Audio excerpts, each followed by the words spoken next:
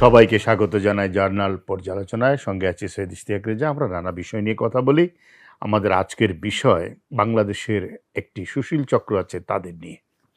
বাংলাদেশের রাজনৈতিক ইতিহাসে একাধিকবার এমন পরিস্থিতি সৃষ্টি হয়েছে যখন অনির্বাচিত সরকার ক্ষমতায় এসেছে। বিশেষ করে 2007 সালের 1/11 কথা আমাদের মনে পড়ে। সেখানে ফখরুদ্দিন আহমেদের নেতৃত্বে তত্ত্বাবধায়ক সরকার এবং 2024 সালে মোহাম্মদ ইউনূসের নেতৃত্বে অন্তর্বর্তী সরকারের আবির্ভাব নিয়ে এখন বেশ আলোচনা চলছে।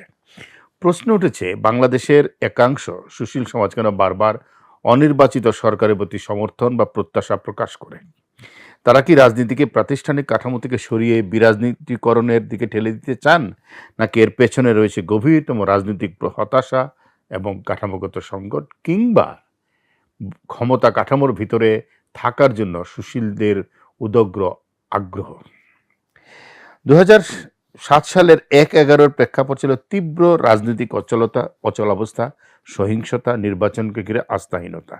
সে সময় অনেক সুশীল ব্যক্তি যুক্তি দিয়েছিলেন যে একটি নিরপেক্ষ প্রশাসনিক কাঠামো ছাড়া সুষ্ঠু নির্বাচন সম্ভব নয়, এবং কিন্তু বাস্তবে দেখা গেছে যে এর বাইরে এজেন্ডা ছিল -2 ফর্মুলা, অর্থাৎ প্রধান দুই রাজনৈতিক নেত্রীকে রাজনীতি থেকে সরিয়ে দেওয়ার বাসনা, এবং সেটা তারা বাস্তবায়ন করতে চেয়েছিলেন।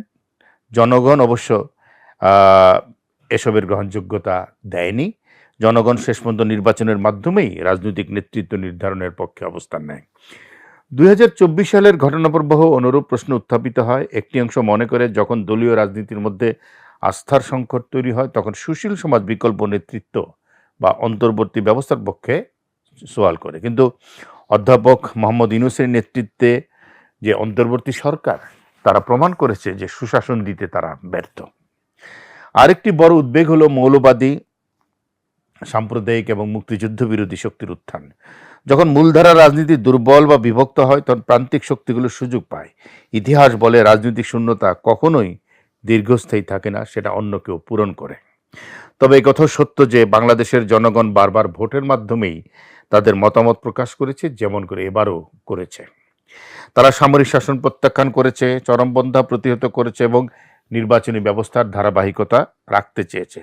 জনগণের এই অবস্থান প্রমাণ করে বাংলাদেশের আকাঙ্ক্ষা একটি উদারনৈতিক, বহুত্ববাদী এবং অংশগ্রহণমূলক রাষ্ট্র ব্যবস্থা। তারা চায় মত প্রকাশের স্বাধীনতা, আইনের শাসন এবং সকল মতাদর্শের শান্তিপূর্ণ সহাবস্থান। সুশীল সমাজ যদি নির্বাচিত রাজনীতিদের অগ্রাহ্য করে প্রশাসনিক সমাধানকে প্রাধান্য দেন তবে তা দীর্ঘমেয়াদে গণতন্ত্রের জন্য ঝুঁকি হয়ে ওঠে। বাংলাদেশের ভবিষ্যৎ নির্ভর করছে একটি অন্তর্ভুক্তিমূলক রাজনৈতিক সংস্কৃতির উপরে, যেখানে ভিন্নমতকে শত্রু নয়, প্রতিদ্বন্দ্বী হিসেবে দেখা হবে। মুক্তিযুদ্ধের চেতনা, ধর্মনিরপেক্ষতা, সামাজিক ন্যায় বিচার এবং অর্থনৈতিক উন্নয়ন, এসব মূল্যবোধকে সম্মানিত করেই একটি আধুনিক রাষ্ট্র ব্যবস্থা গড়ে উঠতে পারে বাংলাদেশে।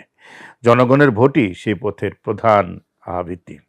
সবশেষে বলা যায়, অনির্বাচিত সরকারের প্রতি আকর্ষণ মূলত রাজনৈতিক সংকটের লক্ষণ, সেটা সমাধান নয়। বাংলাদেশের মানুষ যে বহুত্ববাদী এবং উদারনৈতিক পথ চায় তা কেবল শক্তিশালী গণতান্ত্রিক প্রক্রিয়ার মাধ্যমেই বাস্তবায়ন সম্ভব। তাই সমাধান খুঁজতে হলে রাজনীতিকে বাদ দিয়ে নয়, যেটা সুশীলরা করতে চান, বরং রাজনীতিকেই আরও দায়বদ্ধ, স্বচ্ছ ও অংশগ্রহণমূলক করে তুলতে হবে। তবেই দেশ এগোবে একটি সত্যিকারের গণতান্ত্রিক ভবিষ্যতের দিকে, এবং তারাই পারবে বারবার ষড়যন্ত্রকারী এই সুশীল চক্রকে দূরে রাখতে। আজকের মতো জার্নাল পর্যালোচনা এখানেই শেষ করছি। সবাই ভালো থাকবেন, সুস্থ থাকবেন।